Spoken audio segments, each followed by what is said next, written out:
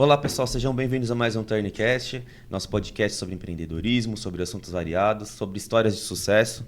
E antes de mais nada, eu quero convidá-los a se inscrever no canal, comentar, curtir, indicar esse podcast. Se você tem algum amigo ou conhece pessoas que gostam desse tipo de conteúdo, de trazer, né, de ver histórias de motivação, de se inspirar, então aqui é o lugar. Né? Seja bem-vindo aqui de novo, Leandro, Isso aí. meu parceiro. Bem-vindos, quem está aqui pela primeira vez. E hoje vamos contar a história do chocolate, né, Vitor? A história de chocolate. A pessoa que está aqui hoje, olha, é uma enciclopédia quando a gente fala em chocolate, que eu não fazia ideia, a gente está falando nos bastidores, né? Sobre esse universo de chocolate que acho que nem um terço eu tinha ideia A gente da fala que complexidade, existe profissionais e profissionais. Tem aquele que trabalha por obrigação e tem quem trabalha por amor, né? Esse caso aqui é um caso que trabalha por amor, vocês vão conhecer, né, Leandro? E a história é fantástica. Isso aí. Apresenta o nosso convidado. Vamos lá, então? Estamos recebendo aqui hoje o Paulo, da Espírito Cacau, gente. Bem-vindo, Paulo. Bem-vindo, Paulo. Obrigado. É um prazer estar aqui com vocês, sabe? Me sinto muito honrado de receber esse convite e gostaria de dizer que estou aberto a qualquer momento para poder fazer qualquer tipo de entrevista, qualquer comentário sobre chocolate, porque eu gosto de falar aquilo que eu sei. Aquilo que eu conheço, aquilo que a minha vida toda foi isso. Então, eu me especializei em cacau, chocolate, desde o plantio até o produto final. Então, assim, sempre eu posso dizer com base, com conhecimento. Propriedade, né? Propriedade daquilo que eu estou podendo dizer. E o Paulo, ele é a referência em chocolate. Nós estávamos na feira, né, Natural Tech, essa semana, e dentro da feira a gente conheceu vários estandes, mas o conhecimento, né, a bagagem, todas as informações que ele trouxe sobre o cacau, não fazia a menor ideia da complexidade mesmo que é, né? Toda essa parte produtiva. Então, você tem o conhecimento integral, né, do processo de chocolate. Na verdade, eu conheço do cacau desde o plantio, né, desde a fazenda até o produto final, até chegar ao consumidor. E não é só fazer o chocolate, né? É que chega ao consumidor e o consumidor também passa a entender o que é um chocolate, o que é um bom chocolate, né? Porque o chocolate, na verdade, todo mundo gosta, né? Criança, velho, não tem ninguém que não gosta. Então, o chocolate tem indulgência. Entendeu? Quando você come chocolate, ele aumenta a sua serotonina, então você tem prazer, você tem... a gente pode dizer que o cacau é uma superfruta. Ela é a fruta mais completa que existe no mundo, para tudo. Eu acho que o que a gente eu tô pelo menos muito curioso, o pessoal de casa também, é como tudo começou. Foi o cacau que chegou primeiro na sua vida ou foi o produto final chocolate, você é um fã de chocolate e aí foi se especializar? Como que houve essa imersão nesse mundo do cacau? Olha, até hoje eu fico perguntando para mim o que chegou primeiro, né? Quando todo mundo pergunta se foi o ovo ou a galinha. O cacau ou o chocolate. Porque, na verdade, o meu pai começou a vida, meu bisavô, meu tataravô começou a vida com cacau, na Bahia. E depois veio meu bisavô, depois veio meu avô, depois meu pai com cacau. E aí veio também a parte comercial, de exportação, tal, com meu bisavô, entendeu? E também com meu avô e com meu pai, e depois comigo. Comércio de cacau, importação, exportação, né? Então nós trabalhamos com isso muitos anos. E aí depois veio a parte de indústria, que veio depois, que foi meu pai, que foi o pioneiro da família que começou com a fábrica de chocolate. E aí depois eu também entrei no mercado, também entrei no ramo de também fábrica de chocolate. Agora, como começou? Que quando eu tinha mais ou menos 10 anos, meu pai tinha uma fábrica de chocolate. Então eu fui criado dentro de uma fábrica. E também fui criado dentro de uma fazenda de cacau. Ao mesmo tempo. Então, para mim, eu não sei qual foi da onde eu comecei. E essa fazenda já fornecia o cacau para essa fábrica de chocolate? Sim, já fornecia o cacau para a fábrica de chocolate. É uma fazenda que a gente está na família já há muitos anos, né? E foi feita pelo meu pai, essa fazenda, porque, na verdade, a minha família era da Bahia, e Belmonte, né? Meus pais também. E aí eles foram pioneiros no Espírito Santo, no plantio de cacau.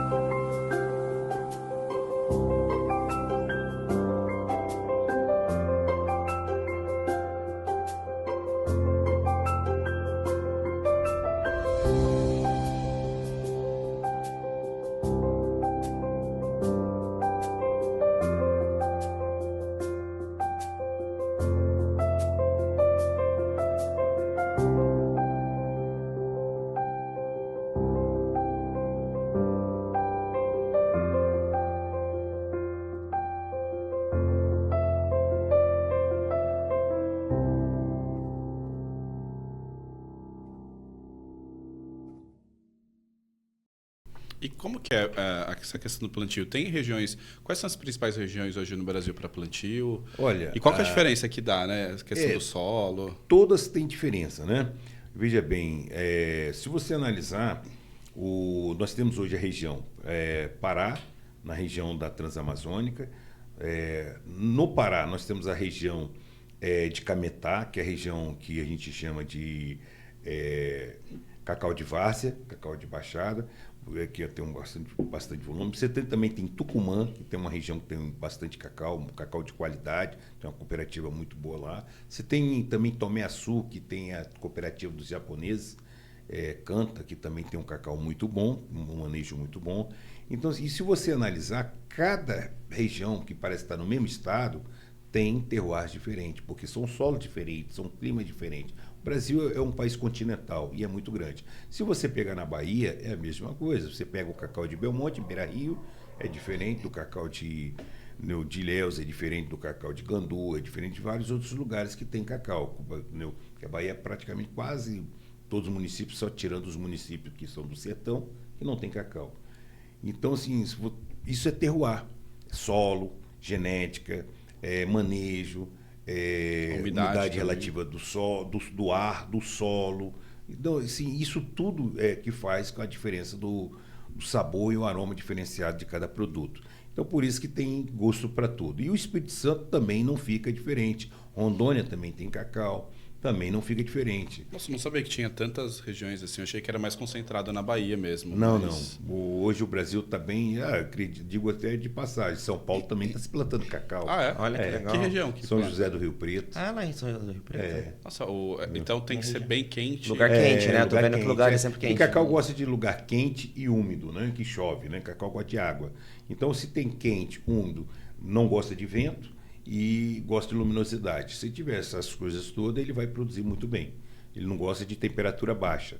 Quando a temperatura cai para baixo de 18 graus, aí ele entra em dormência e já não vai produzir legal. E aí a gente esteve na feira e o Paulo comentou com a gente que esse clima favorece a boa qualidade do cacau. E aí ele tem um percentual de gordura, é isso? Que quanto melhor o Exatamente. produto... O que vai fazer o percentual de gordura, na verdade, é o solo, a genética da planta, a umidade relativa do ar, tudo se completa, né? E também a água, porque o cacau gosta muito de água. Então, se você tem irrigação, você tem tudo isso, vai fazer que a planta não tenha nenhum estresse hídrico, que a planta cresça e nisso aí ela vai ter a quantidade maior de gordura na amêndoa. E o bom para você fazer um bom chocolate é que você tenha pelo menos 50% de gordura na amêndoa. Aí você consegue fazer um chocolate 70%, você consegue fazer um chocolate 85%, sem necessidade de colocar manteiga de cacau. Você entrou num assunto muito interessante. Quando a gente fala em chocolate 70%, então a gente está falando que 70% é o cacau. E os outros 30%? O que compõe os outros 30%? Qualquer forma de produto é 100%, né? Sim. Então, quando a gente fala 70%, posso explicar um pouco do conceito da espírito de cacau. Espírito de cacau é 70% de massa de cacau. O que é massa de cacau? É o cotiledônio do cacau, a semente do cacau, torrada, descascada e moída. Então, ela é a parte principal do cacau. Ela não é derivado de cacau, que você soma manteiga, pó de cacau e massa de cacau. Então, ela é somente massa de cacau. Então, você tem 70% de massa de cacau. Os outros 30%, você tem que colocar, a gente coloca, porque melhora mais a emulsificação do chocolate, né, para juntar uma coisa com a outra, a gente bota lecitina de girassol, que não é alergênico, e além de não ser alergênico, ele é muito bom para inteligência. Então, assim, a girassol, ele hoje é muito mais completo do que até a soja, e é bem mais caro. E aí a gente usa ele também 0,5, muito pouco, porcentagem dele. E aí o restante, você tem que colocar açúcar, ou colocar alguma coisa para completar a fórmula de 100%. Né? Então, normalmente se coloca açúcar. Dependendo do tipo de cacau, se o cacau é mais adocicado, você vai sentir o produto mais doce. Se o cacau é mais ácido, você vai tirar um pouco da acidez com aquele açúcar. Então, se o cacau é muito adstringente, você vai continuar com aquela astringência. Então, isso aí é o terroir, que é de cada semente de cacau de cada região. Então, a sua pergunta, eu estou respondendo, 70% de massa, 0,5% de lecitina de girassol e 29,5 de açúcar. Para completar, para ser o Mas chocolate. é o açúcar, é o açúcar demerara, não é? Nós usamos lá o açúcar demerara orgânico. Por quê? Porque o açúcar cristal branco, ele é muito industrializado, ele usa muita química para branquear o produto e tal. E o açúcar demerara orgânico, ele não vai química nenhuma. Então, todos os nossos produtos são chocolates naturais. Posso Pode. complementar, só para não perder o raciocínio? Era justamente isso que eu queria perguntar para você. Que real, os produtos da Espírito Cacau são maravilhosos. É diferente o gosto mesmo, né? Isso que eu ia falar. Lá, a gente teve no stand e, assim, a qualidade do produto, né? Como ele tá...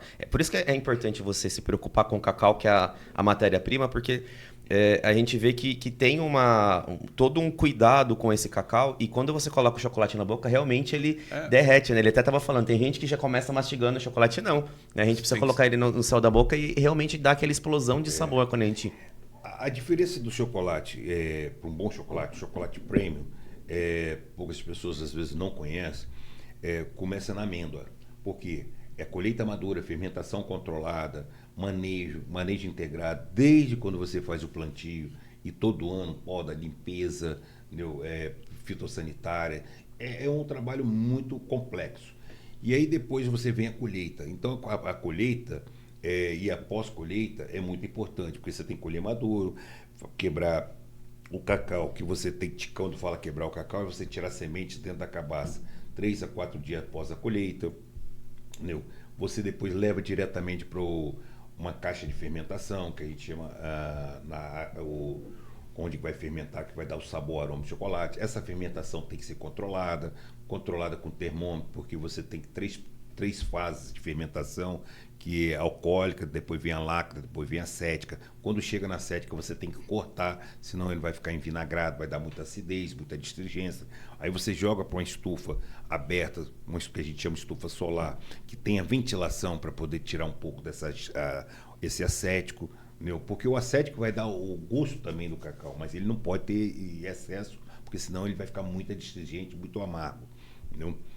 E aí, com isso, você consegue ter uma amêndoa mais suave, mais gostosa. E aí você consegue fazer com que ele tenha um verdadeiro terroir da região e da genética daquela planta, daquela semente. Você fazendo todo esse manejo correto. E aí, quando você vai fazer o chocolate, você também tem que pensar na torra. Por isso que eu falo que 50% de sabor aroma de chocolate está na fazenda. 30% está na torra. Porque depende de cada amêndoa, você tem que ter uma torra certa. Se você torrar demais, vai te dar um gosto de café. Se você torrar de menos, vai dar um gosto mais ou menos de banana passada.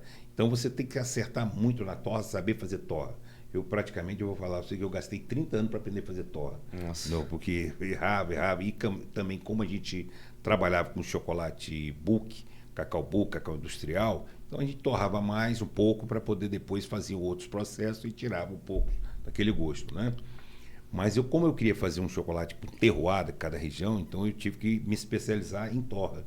Então eu aprendi a fazer torra na Bélgica, eu aprendi na Holanda, depois eu trouxe pessoas aqui para o Brasil, começaram a me ensinar e mostrar, e aí comecei a levar para o laboratório para fazer análise. Então, assim, sempre trabalhei com pesquisa.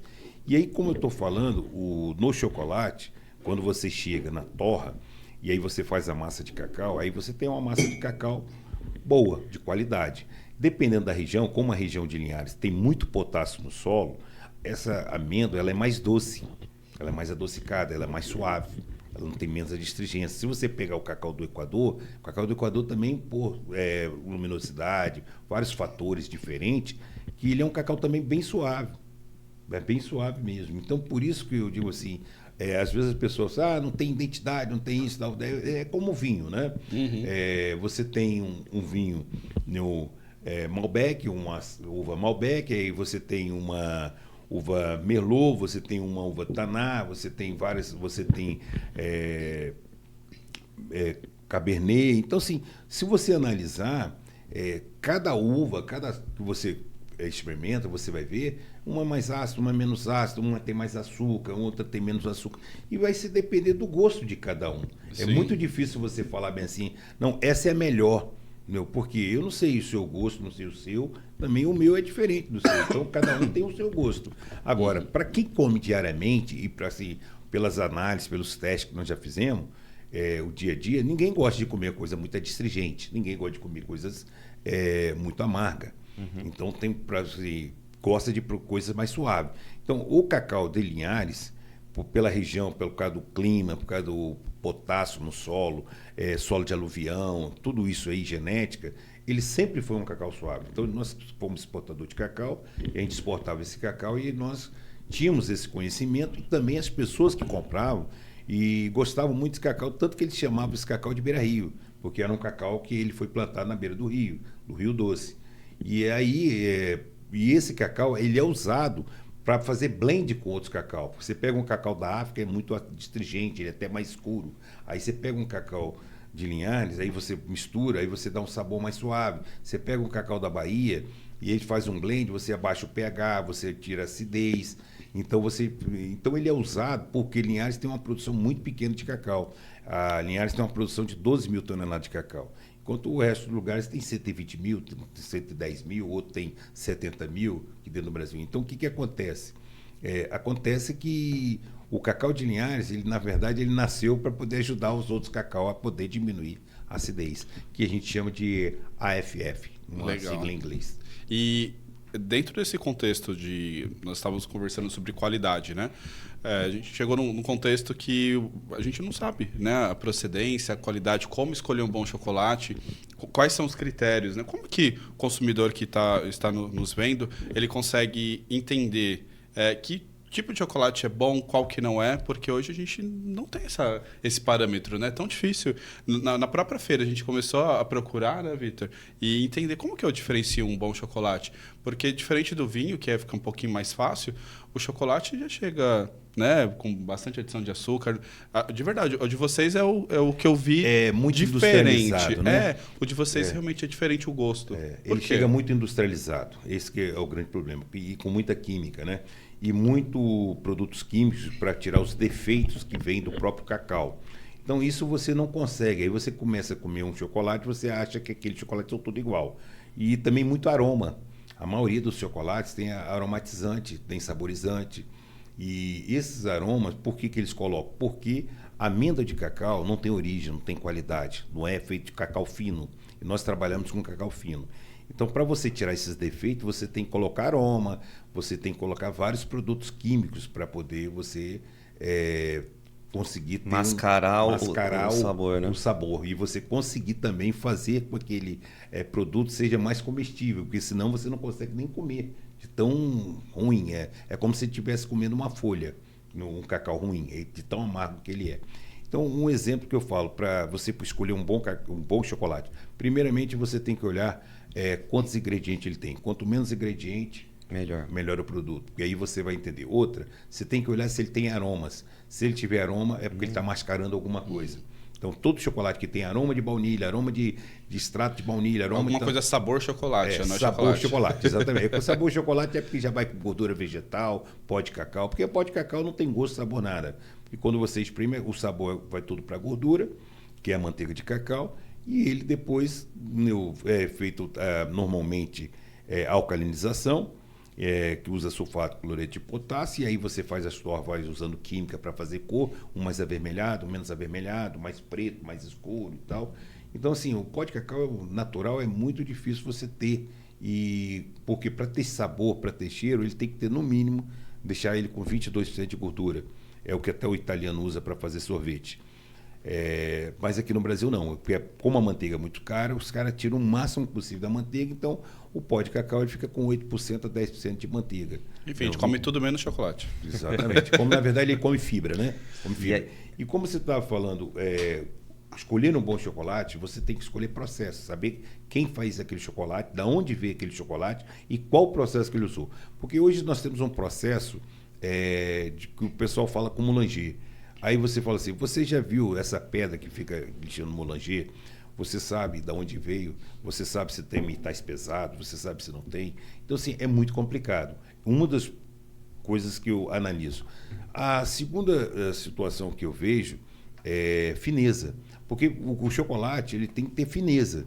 Entendeu? Então, às vezes, a fineza, para você sentir um aveludado, né, que é o velvet, né, que é o em inglês, você tem que deixar no céu da boca e você vê, para você sentir todas as notas, todo o terroir que ele tem.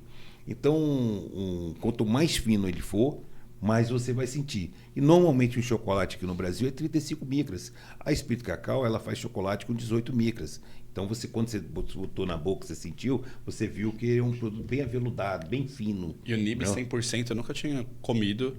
É muito diferente. É, bem diferente. Né? E se você comer É outros muito níveis, diferente. você vai falar assim, cara, que isso? Porque ele também não é amargo, ele não é astringente. É ele diferente. Ele é mais suave. Eu não consegui identificar E assim, tudo gosto, isso sabe? que o Paulo está falando, da comparar. qualidade do cacau, da qualidade da semente, onde impacta? A gente esteve lá no stand, né, como nós já falamos, e a gente provou o chocolate 85%, que assim, na maioria das vezes ele é amargo, né? As outras marcas que Sim. eu cheguei até o 80%, mais que isso eu não conseguia. Eu porque comi o de 100%. É e diferente. lá a gente pegou 85 e tem esse adocicado, mas não que é artificial, é que é do próprio cacau, da própria fruta, que é produzida de uma maneira E tem gosto de especial, né? De fruta mesmo, né? Sim, de 80 para o cima, gosto de cacau, o cheiro de cacau, o sabor de cacau não tem aromatizante.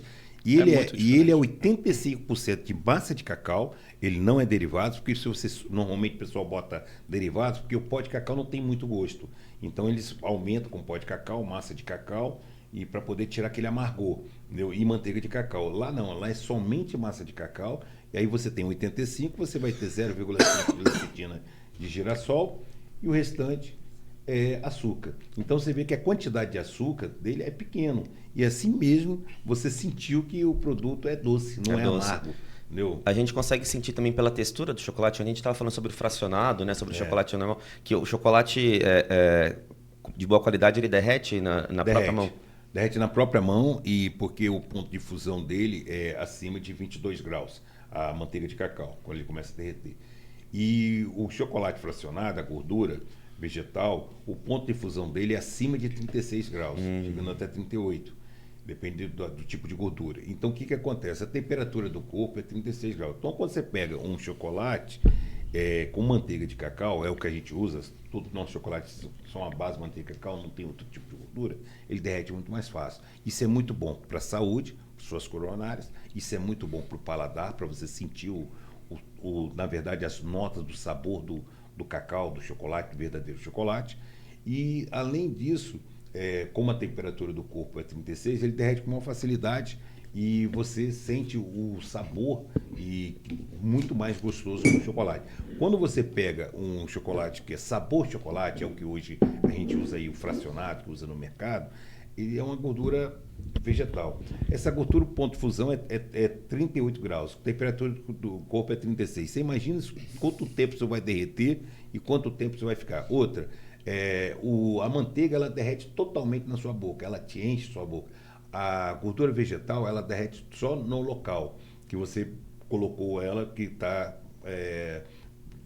degustando. Então, e além disso, ela fica na boca, ela cola na boca, ela como se fosse Imagina cola. isso dentro do organismo. Não é? Imagina isso Ela no fica uma organismo. cola. Então você imagina, você passa no céu da Plastifica. boca, aí você sente aquela cola colada que ele falou. Então você imagina isso no organismo, como você falou. Então, assim, é bem fácil você identificar, Sim. né? E agora falando sobre a parte empreendedora do chocolate, nós conversamos também nos bastidores sobre essa escala, né, do chocolate. Quando você trabalha com todos esses processos, tem qualidade, né, você tem mais controle sobre todo o processo. Quando você ganha uma escala muito grande, é difícil, né, de você conseguir ter todo esse controle. Hoje, a Espírito Cacau, ela tem essa filosofia de se manter dentro daquele bloco ali para não perder qualidade, ou você consegue hoje pensar numa expansão, que você é exportador, certo?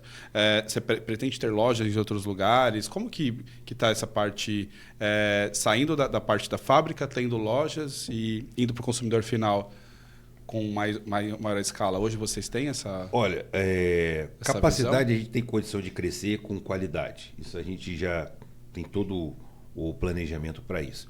Mas para crescer com qualidade, você tem que ter o controle. E a gente não vai perder o controle de maneira nenhuma.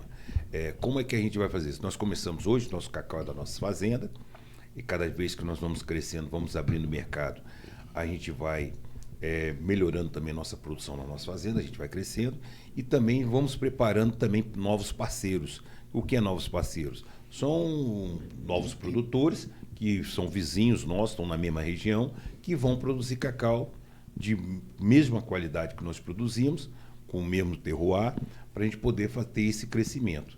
Então, a gente tem condição de cada vez mais crescer dentro do limite, né, que o limite que eu falo, dentro da produção do Espírito Santo, porque a gente não quer crescer com produção de outros lugares, porque a gente já sabe o terroir do Espírito Santo Sim. é diferente, e se a gente mudar o nosso... essa é a intenção, né? De manter tudo... Se a gente mudar tudo certinho, nossa produção, comprar do Pará, comprar de Bahia e tal, começar a misturar, nós vamos perder totalmente esse sabor característico, né, da nossa região, do nosso chocolate, né? É isso que faz a grande diferença no mundo todo, o chocolate Espírito Cacau, que todo mundo, quando experimenta, fala, nossa, eu pensei que era amargo, não é amargo, ele é doce. Tem gente que acha até que não é nem 70%, fala, não, isso aqui não é até 70%, porque eu comi um chocolate em tal lugar, o chocolate de 70% é amargo, é forte, e esse aqui não, esse aqui é doce, isso não tem 70%. Então eu falo assim, já que a massa está aqui a forma está aqui, ó, vamos fazer aqui para você ver como é que é o problema. Então, as pessoas não conhecem, na verdade, ainda o terroir de cada região, de cada coisa. Eu conheço bastante porque, na verdade, eu venho de uma família de exportador e importador. Então, eu fiz originação de cacau no mundo todo. Nós compramos cacau do mundo todo e processamos cacau do mundo todo. Então, eu conheço o terroir de cada região que eu já andei, entendeu? De todas as regiões da América do Sul e todas as regiões da África. E eu posso dizer, olha, esse cacau tem um cheiro disso, esse cacau tem um sabor disso, esse cacau tem um cheiro de tabaco, esse cacau tem um cheiro de couro cru, esse cacau tem um defeito disso, não, esse cacau tem um gosto de amora, esse cacau tem um gosto de ameixa.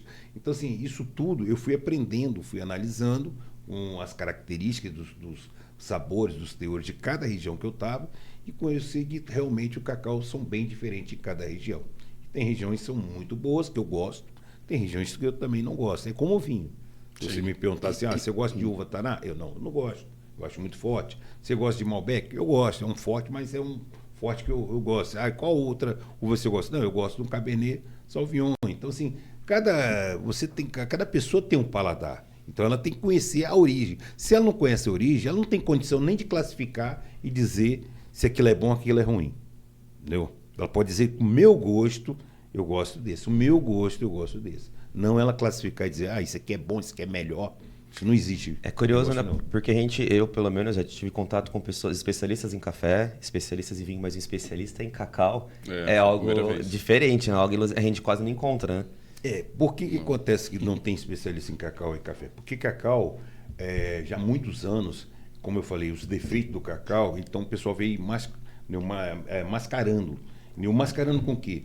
Com essências, saborizantes, mascarando com química, usando sulfato de potássio para poder tirar a astringência, alcalinizando para baixar o pH. Então, isso tudo fez com que a única coisa que você não comia, que você olhava na semente, era a cor. O resto era tudo que foi colocado. Então, você não consegue identificar. E aí, começou o chocolateiro, cada um queria fazer o seu sabor. Aí um botava, não, eu vou botar uma essência de baunilha de Madagascar. A outra, eu vou botar uma essência de baunilha mais uma pitadinha de malte. Vai dar um gosto diferente. Aí outro, não, eu vou botar uma essência com framboesa e com extrato de cacau, que tem extrato de cacau químico, e com mais vanilina, vai dar um gosto diferente. Então começou. Então hoje, o que acontece?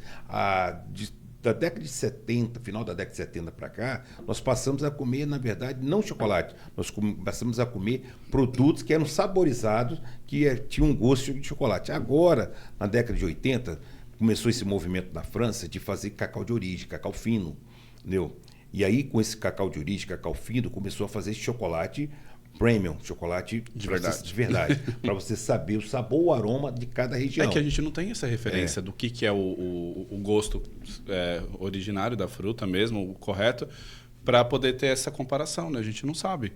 Então, hoje, quem está assistindo, a gente está conversando com nutricionistas, né? Pessoas especialistas, até quem trabalha na confeitaria, às vezes nem sabe o que está sendo usado ali, porque não tem essa referência, né, do processo anterior. Então, quem pretende buscar informação, quer entender um pouquinho mais, tem algum caminho que ela possa seguir para poder falar, não, esse aqui é o processo correto, isso aqui posso oferecer o melhor aqui para o meu consumidor? Tem algum caminho que ela pode... Olha, Posso trilhar? como eu estava explicando, o que aconteceu? Nós passamos mais de 2 décadas, praticamente, eu posso dizer assim, comendo um chocolate que não era chocolate. Isso fez porque nossa memória sempre a gente sentisse o sabor de açúcar, o sabor de baunilha, um sabor e tal, e aí isso ficou. Então, assim, para você agora começar a saber onde que tem um cacau melhor, o que você gosta e tal, você tem que procurar, primeiramente, ver o cacau, se é a origem, da onde que ele é. E se aquela origem, se ela foi bem manejada, se ela foi bem, foi feito bem manejo, desde da fazenda, manejo de colheita, manejo pós-colheita. E aí você tem que entender se esse sabor dele, o terroir, se realmente é o terroir daquela região. Então, para isso, você tem que ir na origem. Não? Por isso que hoje a experiência é muito boa. Quando você vai numa fazenda, você vê o cacau que vem de lá, você vê que como eles fazem o produto. Então, processo, né? Então, você começa a ter...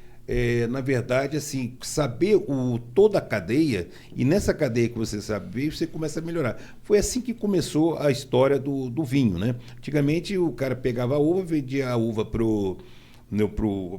a vinícola fazia o vinho, e aí ninguém sabia que uva que era, nada. Então, isso foi mudando, né? Então, hoje você pode ver o próprio produtor começa a pegar a própria uva dele, aí ele começou a fazer o vinho, então você começa a ver que a uva tem uma origem. E o cacau vai ter que ter a mesma coisa. Tem que ter toda essa trilha, essa história para poder a gente começar a saber o que está comendo, né? Exatamente, porque vai ter que ter essa origem, vai ter que ter esse controle da cadeia. Mas vai ter também, sempre vai ter grandes indústrias que compram cacau de tudo quanto é lugar, que mistura, que faz blend, depois faz a alcalinização para tirar a acidez, a astringência, e depois o chocolateiro tem que fazer o segredo dele, que é jogar aroma, saborizante. Então isso vai ter.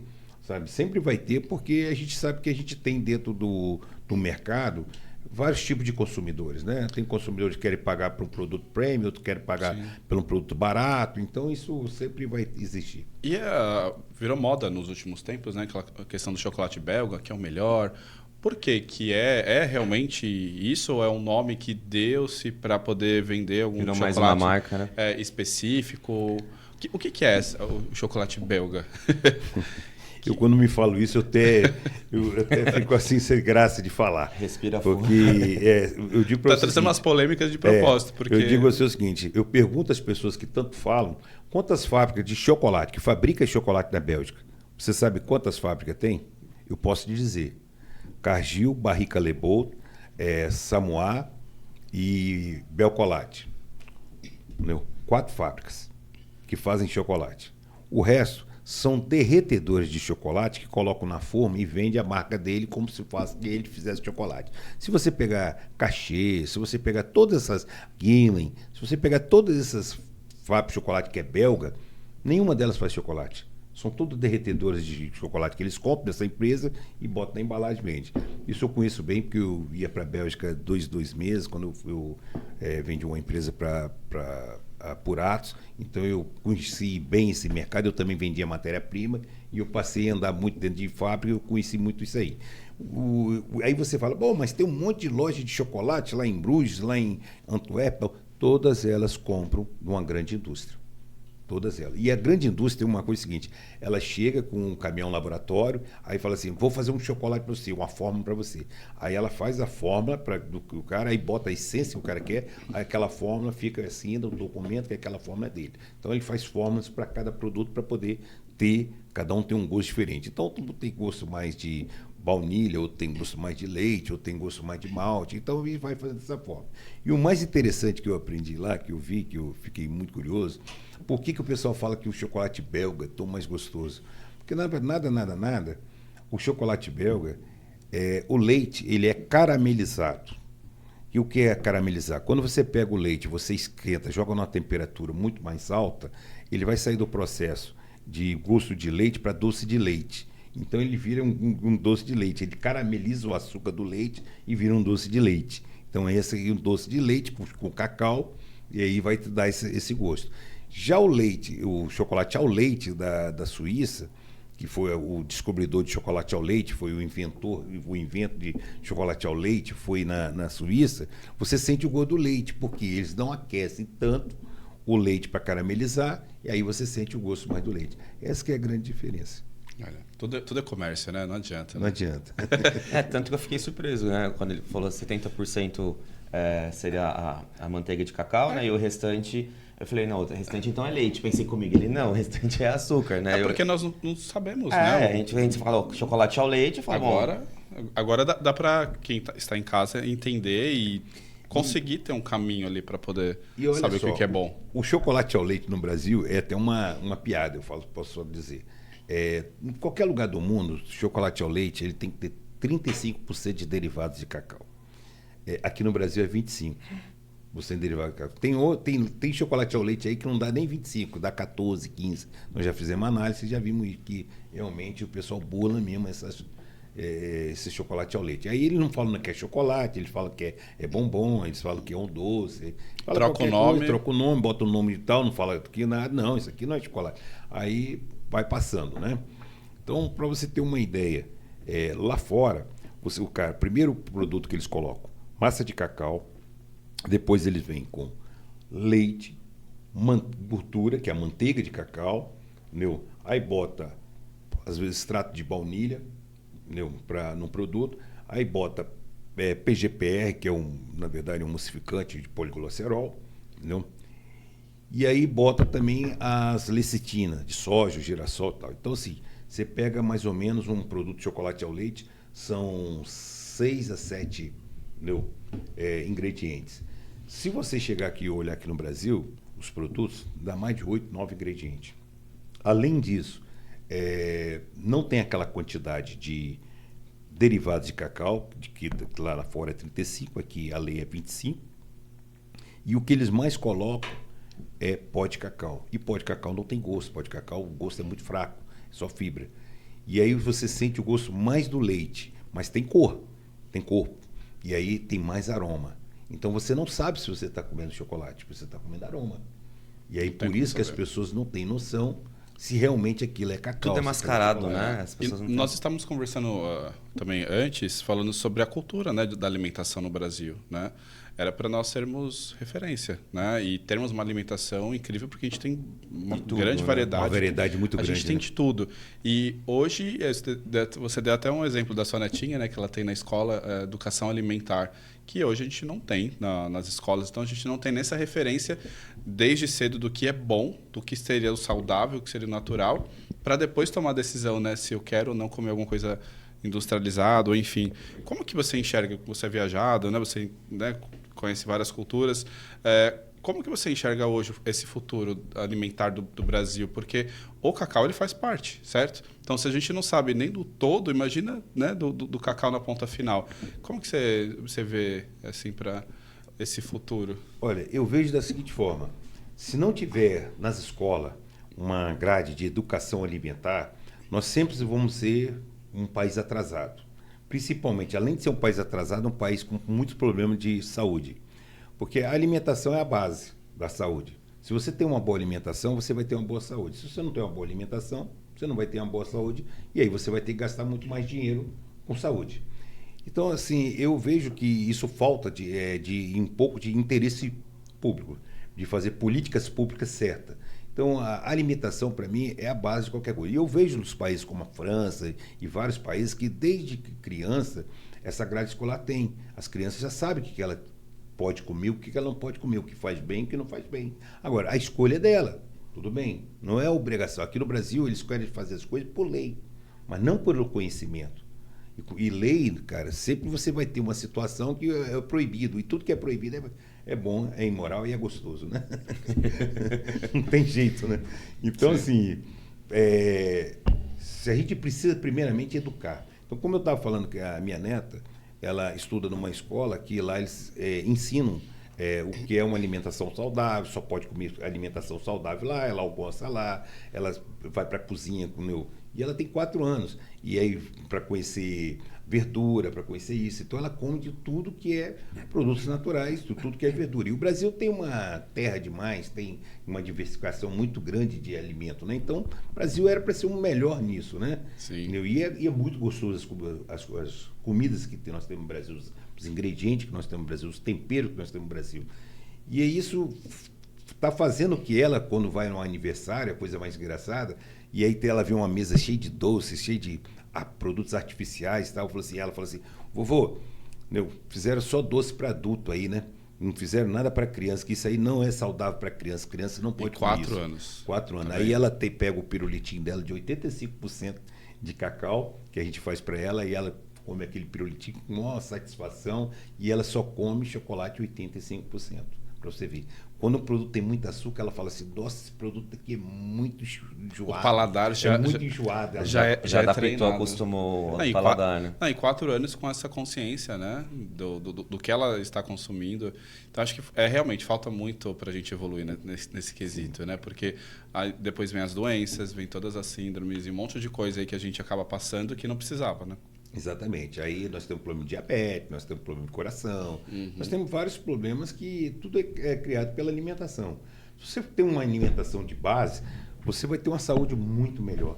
Você pode ver, antigamente, os nossos avós, bisavós, viviam mais, apesar de ter muito mais doenças naquela época, né? Não tinha tanta vacina, não tinha tanta coisa, mas a alimentação era muito mais natural, era muito mais saudável.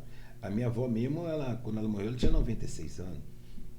A mãe da minha mãe. Então, assim, e depois de lá para cá, as pessoas vivem mais porque tem mais condições A medicina evoluiu muito, mas vive também uma vida não muito constantemente no médico, constantemente fazendo exame. E naquela época ninguém fazia nada disso, porque não tinha esse conhecimento todo de medicina, né, como tem hoje.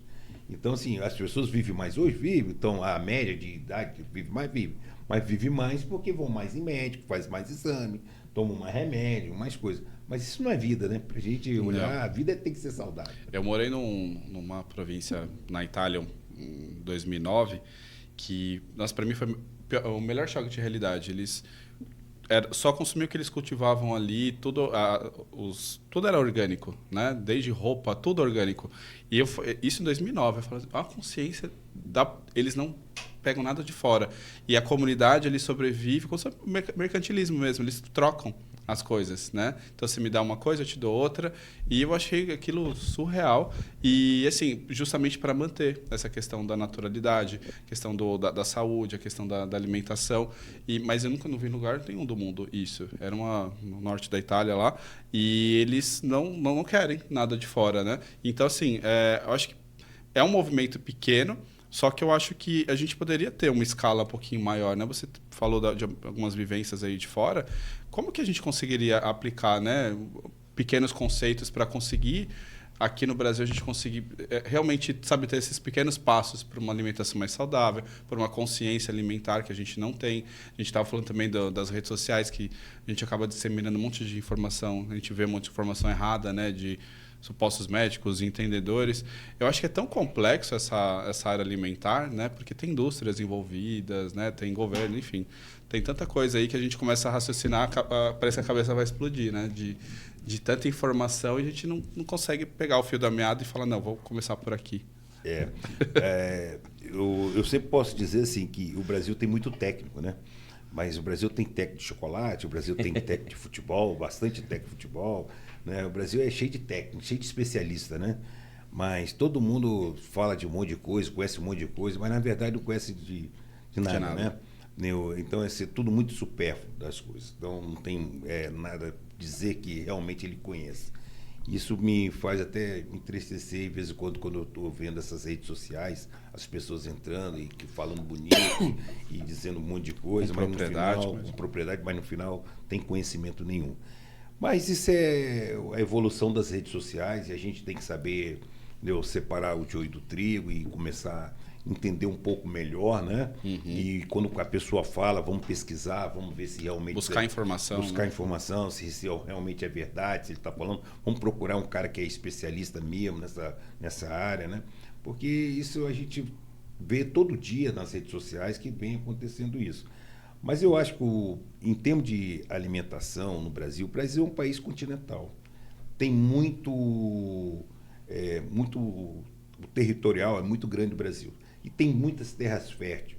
Eu acho que deveria começar, como você falou, para poder fazer esse trabalho, começar a fazer hortas comunitárias. Quando você começa a fazer hortas comunitárias em bairro, a gente aqui no Brasil, a gente vive em cidade, mas a gente não conhece o vizinho que mora do lado da casa da gente. Se a gente mora num prédio, a gente não conhece o vizinho que mora do lado do seu apartamento. Só bom dia, boa tarde, boa noite e tal. Então, isso é muito ruim. Então, nós estamos vivendo uma sociedade hoje que a gente vive conversando com estranhos lá do outro lado numa rede social. A gente não sai para ninguém para bater um papo, tomar um café, como se fazia antigamente. Humanizar, né? Humanizar. Então precisa se humanizar. Então a coisa mais interessante de humanizar é você fazer um trabalho junto, um trabalho de horta, e nesse trabalho de horta você faz a venda, faz a troca, quem precisa leva, quem não precisa pega, dá um temperinho ali, todo mundo ajuda. Então se as pessoas senso de comunidade mesmo, né? Exatamente. As pessoas precisam de... eu vejo muito as pessoas falar, olhar para o próximo, olhar para isso, e muito assim, muita teoria, mas na prática mesmo, não vai. Lá na Itália também, eu morei num outro local que toda casa tinha uma horta. Você falou, eu lembrei agora. Toda casa tinha uma horta. Então, tudo que é orgânico é consumido da própria produção ali, né, da família. E eles trocam coisas entre si. É muito legal, os bairros, né? Eu produzo tal coisa, você produz tal coisa, a gente troca. Acho muito, muito interessante. E realmente o Brasil teria condições de ter algo desse tipo, mas não existe. Isso precisa também de uma outra situação de educação, né? A gente precisa jogar isso na nossa cultura, né? Então nós temos uma cultura muito individualista. Isso não é bom. E um exemplo que eu posso dizer, quando a gente fala em hortas comunitárias, que você começa a fazer, eu vou te dar um exemplo para você entender. Eu sou produtor rural. Eu tenho 36 funcionários nas fazendas e tal, aí eu falo bem assim, qual funcionário que você vai que tem uma horta atrás da casa dele, com tanto terreno para ele plantar, para ele fazer horta, pomar e tudo? Quase não tem. Por quê? Primeiro que hoje praticamente ninguém quer ficar na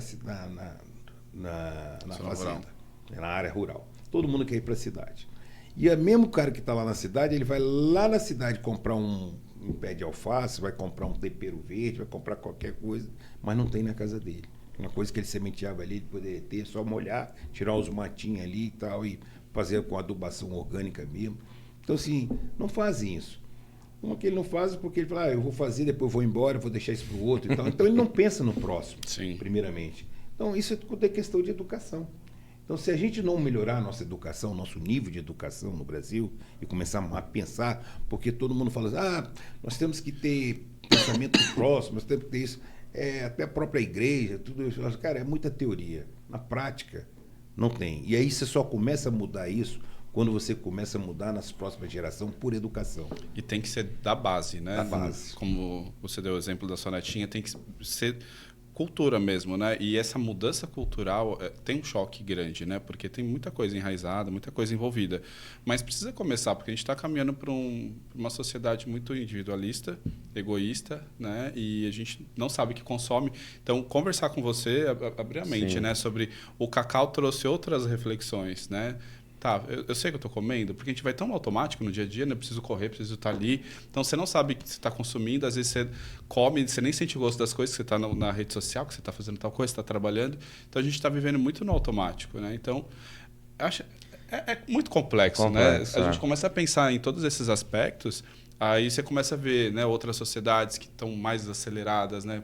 Vivendo numa outra realidade, aí você fala, será que aquilo é o correto? Ou a gente está errado num ritmo muito louco que você não consegue mais discernir nada, né? Eu vejo no mundo, que eu tenho viajado muito, tanto para os Emirados Árabes, tanto para os Estados Unidos, tanto para a Europa, vários lugares da Ásia, na China, e eu vejo uma coisa assim, muito interessante. Os países que se desenvolveram, como a Singapura mesmo, elas estão dando uma freada, entendeu? E estão reduzindo os horários de trabalho, eles estão querendo ter qualidade de vida, que o horário de trabalho deles seja um horário produtivo, que eles consigam produzir mais naquele horário com menos horário, para poder, o restante do horário, ele poder aproveitar a vida, descansar, conhecimento do vizinho, poder fazer alguma coisa mais leve para a vida deles. Aqui no Brasil nós estamos indo na contramão desse crescimento. Nós estamos cada vez mais pegando nosso horário de trabalho, isso devido ao problema da instabilidade econômica do Brasil. Isso faz com que a gente só trabalhe, não olha nem para o vizinho, não sabe nem o que está acontecendo dentro do nosso, da nossa casa mesmo, né? Até para os filhos, né?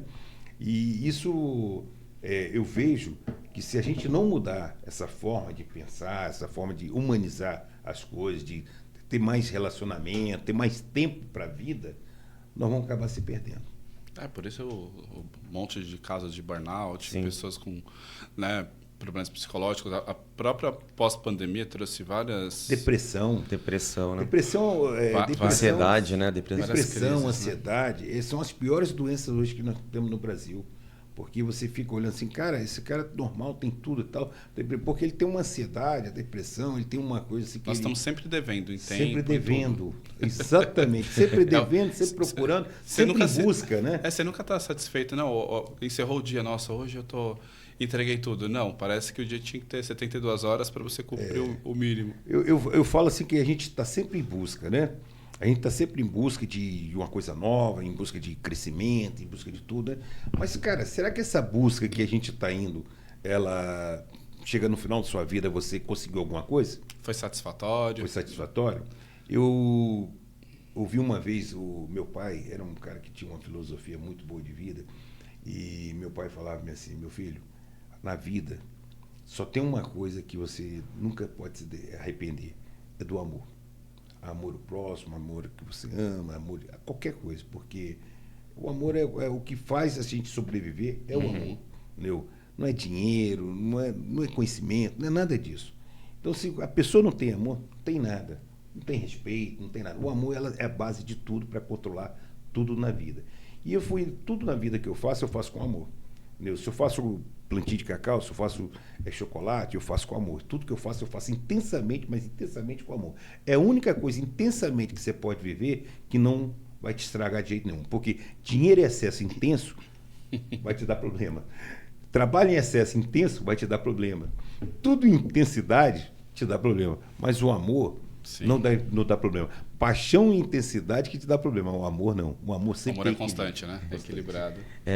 Essa resposta que ele já deu, na verdade, ia fazer uma pergunta, mas ele praticamente já deu a resposta, né? Que é um dos fatores. Você está num ramo onde você tem grandes marcas consolidadas no mercado, né? De empresas de chocolate. E mesmo assim, eu tenho um dado aqui que a Espírito Cacau registrou um crescimento de 50% de vendas, né, nos últimos anos. Qual é a mágica? Qual é a estratégia? O que foi fundamental para esse sucesso? Olha, sucesso, como eu falei, sucesso primeiramente é gostar do que faz, ter amor ao que faz. Segundo, eu falo assim, você tem um bom planejamento. E terceiro é um conhecimento, você conhecer o que você faz, entendeu?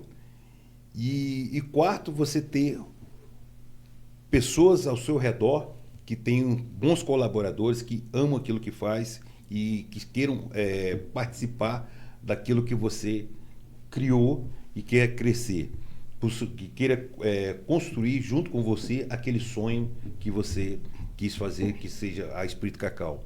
A Espírito Cacau quer dizer para nós a pureza, a alma do chocolate. Então, assim, a gente tem nossos colaboradores que estão com a gente desde o começo, que eles têm paixão também, têm amor pelo que eles fazem. Então, isso é muito bom. Se a gente não tiver tudo isso e mais resiliência, que resiliência que vai fazer a gente crescer, e às vezes a gente erra, não fizemos um planejamento, mas saímos fora porque mudou a situação, agora temos que fazer isso e tal. Então, se você não tiver amor pelo que você faz, aí você não vai crescer nunca.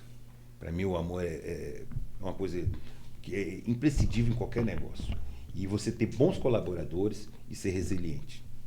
A gente percebe, desde a primeira vez que a gente conversou com o Paulo, eu sou um empreendedor também, sou mestre em finanças, essa parte de empreendedorismo para mim é minha paixão.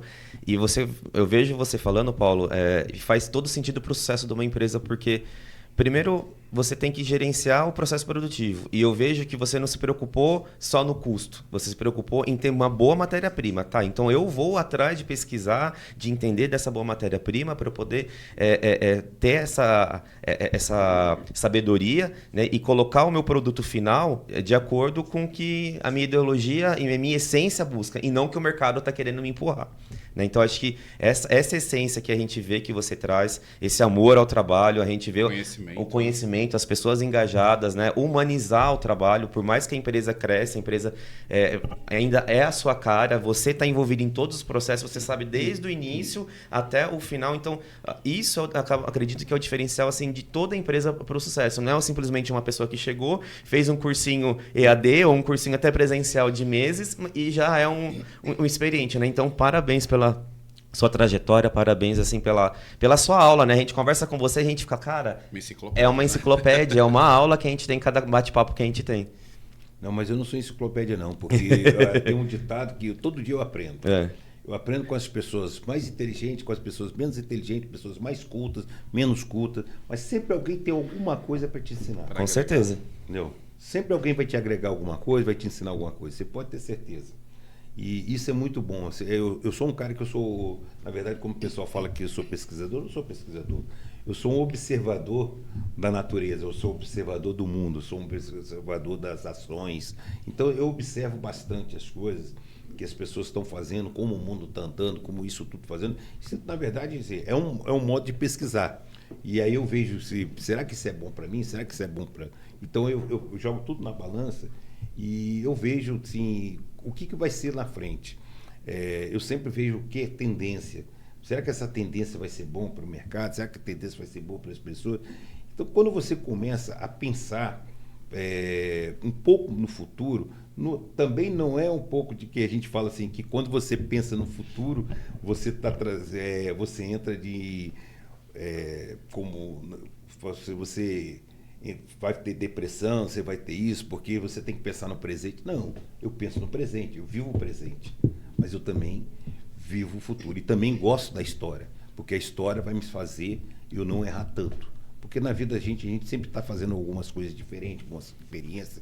Então, se você não tiver uma história, ver o passado, você vai errar muito mais. Então, você tem que saber o seu passado. Mas o futuro também, você tem que pensar no futuro, porque é o futuro que vai deixar para as próximas gerações, para muitas coisas. Então, às vezes o pessoal fala, mas o futuro é ansiedade. Não, não é ansiedade.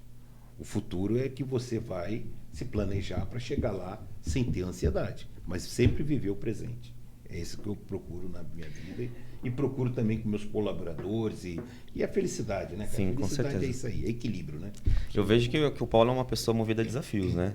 Primeiro, por ser empreendedor, por ser entrar aí, no meio de grandes marcas, e aí, de repente, veio a exportação para países árabes, né? Que a gente sabe que é um paladar diferente, é um público específico.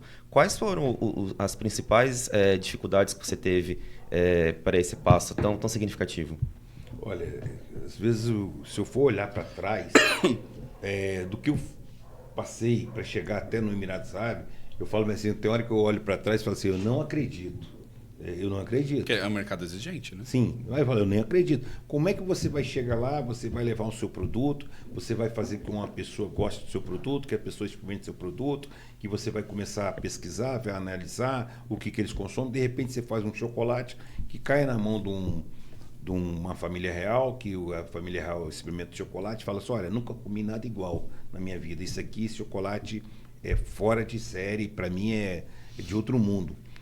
Então, esse produto eu quero ter esse produto aqui. Foi aí que começou a história da Espírito Cacau no Emirados Árabes, através de 2 colaboradores da Espírito Cacau, que são pessoas que são apaixonadas também por que fazem, porque, olha, a dificuldade que nós passamos, você sabe, uma empresa pequena, para crescer, para botar o seu produto lá fora, e pouco dinheiro, capital, tudo, é muito difícil. Se não tiver paixão, tiver amor pelo que faz, resiliência, né? Se tiver resiliência, tiver amor pelo que faz, você não vai de jeito nenhum. Então, essas 2 pessoas, eu falo sempre, gosto de citar o nome dele, o Michel e a Elis, também foram uma grande base para a gente estar lá. E eles falaram, Paulo, eles gostam disso, eles gostam daquilo. E eu falo assim, peraí, vamos fazendo devagar. E fomos fazendo muita experiência. E fomos levando muitos produtos, e fomos dando produtos para poder, gastando produtos, para poder ver aonde que a gente ia chegar e qual era o paladar dele e o que, que eles iam gostar. Até que nós chegamos no que eles queriam. Quando nós chegamos no que eles queriam, eu falei assim, agora nós já temos o norte, então vamos seguir esse norte. E aí nós começamos a fazer produto para poder fazer, botar em supermercado, botar em lojas, em lojas de conveniência. E aí foi um trabalho de formiguinha, eu estou trabalhando, eu falo, agora precisamos de investir em marketing. Como é que nós vamos investir em marketing aqui? Se a gente não conhece uma cultura deles. Então, vamos conhecer a cultura. Vamos pegar alguém que conhece a cultura. Vamos pegar alguém que conheça bem e tal. Então, fomos atrás de alguém que conhecesse a cultura e começasse a trabalhar isso aí para a gente poder entender. Então, começamos respeitando a cultura deles, começamos a respeitar tudo o que eles faziam e fomos crescendo, aprendendo. Eu comecei, na verdade, eu vou dizer para vocês vão até rir. A primeira vez que eu comecei aí no Emirados Árabes foi em 2006. Depois eu fui em 2008, assisti lá de novo. E depois daí para frente eu comecei aí 2010, 2011, 2012. Olha quanto que eu investi, quanto que eu fui lá para aprender, quanto que eu não consegui abrir a porta, até que eu consegui abrir a porta em 2018.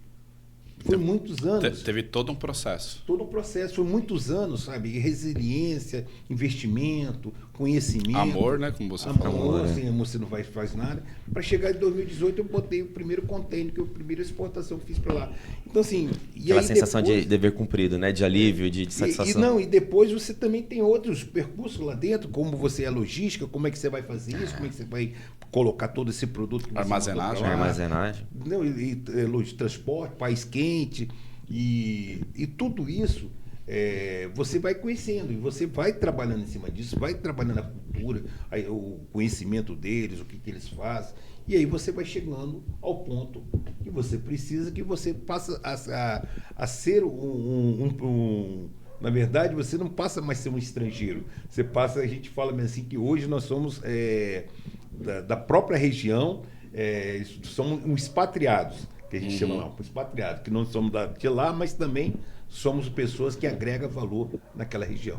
Então, assim, a gente hoje é bem recebido, a gente tem bom relacionamento, a gente é chamado para almoçar na casa do Amarates, que são as pessoas nativas de lá. Então, assim, porque nós aprendemos a respeitar a cultura deles e aprendemos a fazer o que eles gostam, o que eles querem. Então, isso é muito importante quando você tem um respeito a alguma cultura, a alguém. E hoje, além dos países árabes, quais outros países vocês estão? Olha, através do Emirados Árabes, a gente faz todo a Arábia Saudita, Catar, Golfo Pérsico, todas aquelas regiões ali, né? Que a gente chama de Middle East, e também faz uma parte da Ásia, entendeu? Da Ásia, através dali. E agora sim, através dos Estados Unidos, a gente vai fazer o Caribe, até o Caribe, entendeu? E vamos fazer até o Canadá, entendeu? Porque nós também estamos sediados hoje nos Estados Unidos, em Rhode Island, entendeu? Com o nosso importador lá. E aqui o Brasil, a gente vai fazer toda a América do Sul. Então a gente já está indo para o Paraguai, está indo para a Colômbia, está indo para o Chile, entendeu? A gente já está indo nesses meses para todos esses países. E vamos conhecer a cultura, vamos trabalhar a cultura deles para poder a gente crescer e fazer o que a gente sabe de melhor, que é a indulgência, né, do nosso produto, é a qualidade do nosso produto e a satisfação do consumidor, né? A gente sempre... essa semana eu recebi uma mensagem, uma gravação até por sinal, eu nem conhecia o cara nem nada, o cara comprou o produto e o cara foi falando, né, que entrou e fez essa gravação dizendo que comprou o produto, que nunca tinha visto nada igual e que o produto depois comprou pelo e-commerce, o produto chegou em 3 dias e o produto chegou intacto, perfeito, que ele comeu o produto para andar de bicicleta, que ele ficou maravilhado com o produto, que ele nunca viu nada igual, que ele gostou demais do produto, aí elogiou a empresa, elogiou o meu trabalho. Cara, isso não tem preço. Não tem preço, né? Não tem preço, sabe? A gente não vive só por causa do dinheiro, não. A gente vive pelo aquilo que a gente faz, aquilo que a gente faz de bom. Mas o diferencial é que vocês são uma empresa familiar, né? Não uma indústria que está preocupada só com lucro, né? Vocês têm toda uma história, né, do seu avô, bisavô, né? Então é uma tradição, né, familiar. E isso faz total diferença no produto final, para quem vai consumir os produtos da Espírito Cacau. A gente fala que a Espírito Cacau não é indústria. A Espírito Cacau é uma família. Todo mundo que entra para trabalhar na Espírito Cacau, a gente passa a ter um relacionamento tão bom que eles passam a fazer parte da nossa família. Então a gente quer saber se eles estão bem, se estão bem em casa, como é que eles estão vivendo, porque isso é muito importante. Se sua família está bem, você está bem. Se você está todo mundo satisfeito, você está satisfeito. Se alguém adoece, você também adoece. Então a família é tudo. Então assim, o nosso berço é a família. Nós somos muito familiar. Entendeu? A gente tem um respeito muito grande. Todo mundo tem suas ideias diferentes, como a gente fala, a mão tem 5 dedos, cada um é diferente, mas a gente tem que respeitar todos eles, e eles a gente não consegue funcionar, não consegue pegar nada, né? Uhum. Então, é por isso que a gente fala que a família tem que ser dessa forma, né? Sim.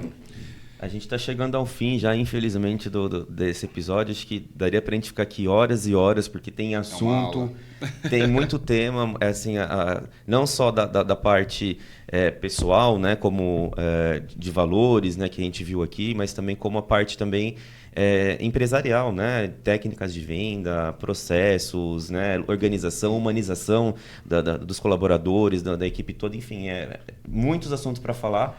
Mas a gente precisa encerrar, né, Leandro? Isso. E só para uma mensagem final, né? Para quem quer conhecer os produtos da Espírito Cacau e quer conhecer, na verdade, né? Porque eu não conhecia de verdade o Espírito Cacau. Me apaixonei também pelos produtos. E quem hoje não conhece, quais são os caminhos? Por onde que ela pode comprar? Por onde que ela pode entrar nesse... Olha, nós estamos no Brasil todo. No portfólio de vocês. Nós estamos no Brasil todo, desde o Acre ao sul, ao Rio Grande do Sul. Então, assim, se você chegar em todos esses supermercados, que a gente chama de supermercados classe A e B, a gente está. Por que a gente está em supermercados classe A e B? Porque são supermercados que têm infraestruturas melhores, ar-condicionado. E o nosso produto, como é um produto muito sensível, porque ele é feito com manteiga de cacau, então ele tem que ter todo esse cuidado, esse controle para não ter esse problema. Então, hoje você acha aqui na Casa Santa Luzia, São Paulo, você acha no Pirueta, você acha no Tateno, Bom Baiano, você acha na Natural da Terra, você acha assim em vários lugares, porque nós temos vários distribuidores e casas de produtos naturais. Então, assim, nós estamos bastante pulverizados, bastante espalhados em várias regiões, tanto no interior de São Paulo, como aqui na capital.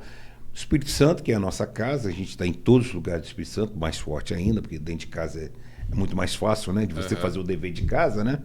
E também estamos em Minas, estamos no Rio de Janeiro, estamos em Brasília também nas grandes redes, que todo mundo conhece lá, o DVA, o Dia a Dia, tem uma rede também muito grande, que é Super Adega, em Goiânia, nós estamos também uma rede também que é muito grande, que em Goiás, Goiânia, tem também outra também, que é a Rio Vermelho, que é Empório Prime, que também é do mesmo grupo, que é uma loja de supermercado que todo mundo tem referência, que é considerado um dos melhores supermercados de lá.